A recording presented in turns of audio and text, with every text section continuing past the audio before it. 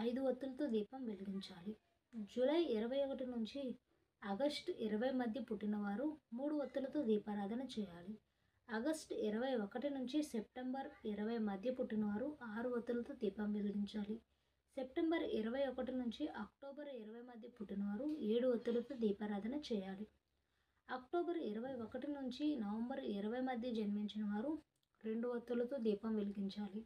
November 21 నుంచి December 20 మధ్య పుట్టిన వారు ఎవరైతే ఉన్నారో వారు 5 ఒత్తులతో దీపారాధన చేయాల్సి ఉంటుంది.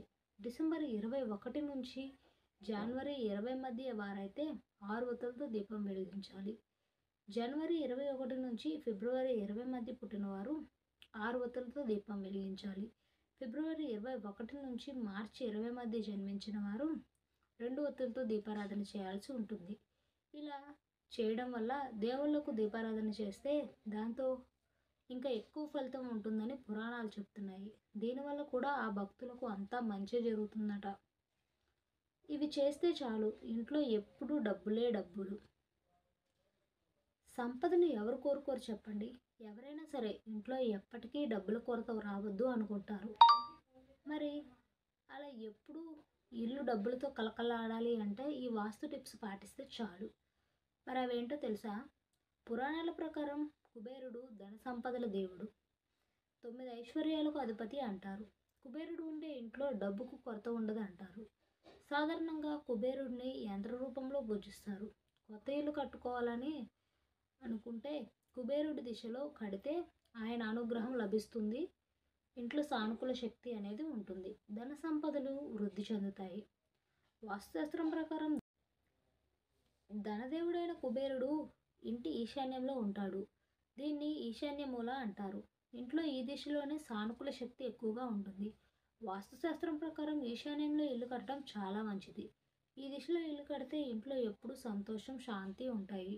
డబ్బు కొరత ఉండదు.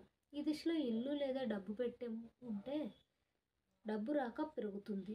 ఈశాన్య దిశలో ఇల్లు ఉంటే అదృష్టంగా భావిస్తారు. ఈ దిశలో కట్టిన ఇంట్లో ఉండేవారు ఆరోగ్యంగా ఉంటారు. ఇంట్లో ఈ దిశలో పూజ గది ఉంటే చాలా మంచిది. ఈ దిశలో బరువైన వస్తువులు పెట్టకూడదట. కుబేర యంత్రం పెట్టాలి. డబ్బు ఇబ్బందులు ఎదుర్కొంటుంటే ఈ దిశలో కుబేర యంత్రం పెడితే మంచి ఫలితాలు వస్తాయి. వాస్తుశాస్త్రం ప్రకారం ఈశాన్యంలో మెట్లు పెట్టకూడదు. ఈ దిశలో చెప్పులు, చెత్త వేయకూడదు.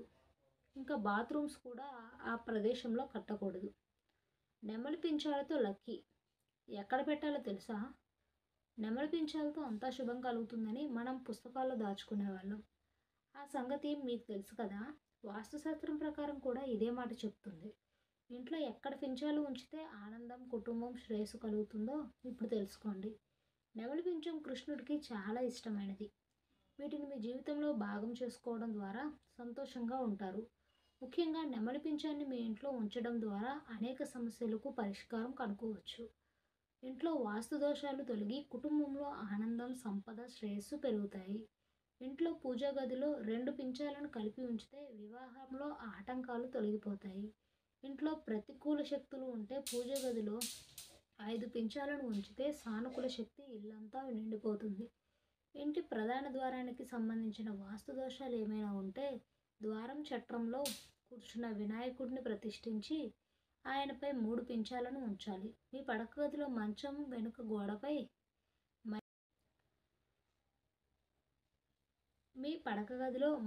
వెనుక గోడపై మైల్ పించాన్ని ఉంచితే కుటుంబం జీవితం చాలా సంతోషంగా ఉంటుంది.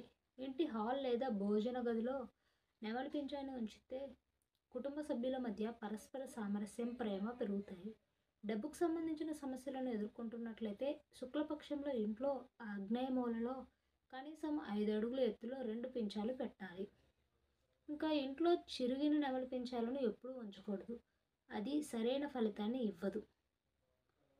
మీ మొబైల్ ఫోన్ పక్కన పెట్టుకొని నిద్రపోతే ఏమవుతుందో తెలుసా? నేను ఇంతకాలం అనుకున్నదంతా అబద్ధమా? ఇక ఈ విషయం తెలుసుకోండి. మొబైల్ ఫోన్లు చాలామందికి ప్రస్తుత జీవనశైలిలో అంతర్భాగం. వారు కూర్చున్నప్పుడు, నిలబడి ఉన్నప్పుడు లేదా నిద్రపోతున్నప్పుడు కూడా వారికి మొబైల్ ఫోన్లు అవసరం. తినేటప్పుడు, ప్రయాణించేటప్పుడు మరియు రోజువారీ పనులు పూర్తి చేసేటప్పుడు కూడా ఒకరి మొబైల్ ఫోన్ చేతిలో ఉంచుకోవాలి. మొబైల్ ఫోన్ లేకుండా తన అవయవాలు కదలవని, ఏదో కోల్పోయినట్లుగా అశాంతి చెందుతారని చెప్పుకునేవారు చాలామంది ఉన్నారు. ఒక చిన్న అరచేతి పరిమాణంలో ఉన్న మొబైల్ ఫోన్ నేడు ప్రపంచ శాంతిని నాశనం చేస్తుందని చెప్పడంలో తప్పేమీ లేదు. కొంతమంది ఫోన్లను దిండు కింద లేదా పక్కన పెట్టుకొని నిద్రపోతారు. ఇలా చేయడం వల్ల వారు ఎలాంటి ఆరోగ్య ప్రమాదాలను ఎదుర్కొంటున్నారో తెలుసుకోండి. చాలామంది ఫోన్ల నుండి వచ్చే రేడియేషన్కు భయపడతారు. సోషల్ మీడియాలో ఫార్వర్డ్ చేయబడిన సందేశాలు ఈ భయాన్ని మరింత పెంచుతాయి. అయితే ఫోన్ రేడియేషన్ అంత ప్రమాదకరమని సూచించడానికి ఎటువంటి శాస్త్రీయ ఆధారాలు లేవు. మార్గం ద్వారా ఫోన్లు తక్కువ శక్తి రేడియేషన్ను విడుదల చేస్తాయి. ఇది మన జన్యువులపై లేదా కణాలపై ఎటువంటి ప్రభావం చూపదు. ప్రపంచ ఆరోగ్య సంస్థ మరియు international agency for research on cancer ప్రకారం ఫోన్ రేడియేషన్ మెదడు క్యాన్సర్కు కారణం. ఇప్పటి వరకు ఎటువంటి ఆధారాలు లేవు. మొబైల్ ఫోన్లు వాడడం వల్ల మెదడు క్యాన్సర్ వస్తుందని కొన్ని అభిప్రాయాలు ప్రచారంలో ఉన్నాయి. అయితే గత 20 సంవత్సరాలుగా వైర్లెస్ టెక్నాలజీ విస్తృతంగా ఉపయోగించబడుతుంది మరియు మెదడు క్యాన్సర్ కేసుల్లో గణనీయమైన పెరుగుదల లేదు. ఫోన్ నుండి వచ్చే రేడియేషన్ ఎక్స్ కిరణాలంతా శక్తివంతమైనవి కావు. అందువల్ల మెదడు కణాలను నేరుగా ప్రభావితం చేసే ప్రమాదం లేదు. అయితే ఫోన్ స్క్రీన్ల నుండి వెలువడే నీలికాంతి శరీర జీవ గడియారాన్ని ప్రభావితం చేస్తుంది. నోటిఫికేషన్ శబ్దాలు మరియు ఫోన్ లైట్ నిద్రకు అంతరాయం కలిగిస్తాయి మరియు నిద్రలేమి మరియు మానసిక ఒత్తిడిని పెంచుతాయి. మీరు ఫోన్ను ఎక్కువసేపు ఉపయోగిస్తే అది వేడెక్కుతుంది. మీరు దానిని దిండు కింద పెడితే వేడి పెరుగుతుంది మరియు మంటలు వచ్చే అవకాశం పెరుగుతుంది. కాబట్టి మీ మొబైల్ ఫోన్ను దిండు కింద పెట్టుకొని నిద్రపోకండి.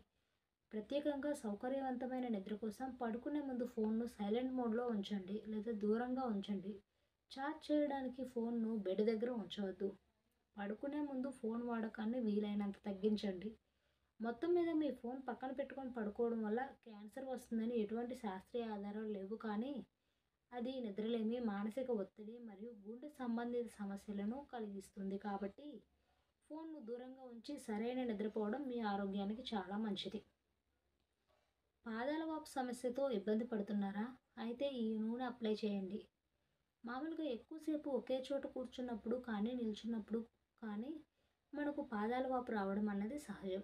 ఈ సమస్యలను తగ్గించుకోవడానికి మార్కెట్లో దొరికే రకరకాల ఆయింట్మెంట్లు, క్రీమ్లు, స్ప్రేలు వాడుతూ ఉంటారు. అయినప్పటికీ కొన్నిసార్లు మంచి ఫలితాలు కనిపించవు. అయితే పాదాల వాపుని మన ఇంట్లో కూడా దొరికే కొన్ని రకాల పదార్థాలతో తగ్గించుకోవచ్చు అని చెప్తున్నారు. మరందుకు